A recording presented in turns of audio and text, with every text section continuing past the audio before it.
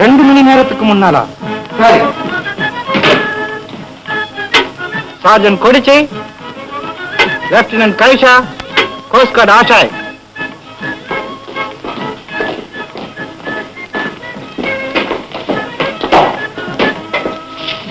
மூன்று இந்திய விமானிகள் இறங்கிவிட்டனர்.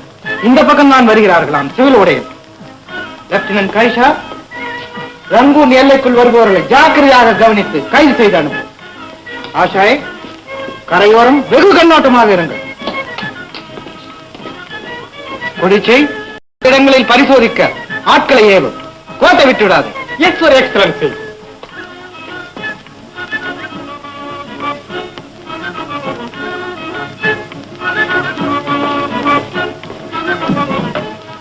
ஏரோட்ரோம்.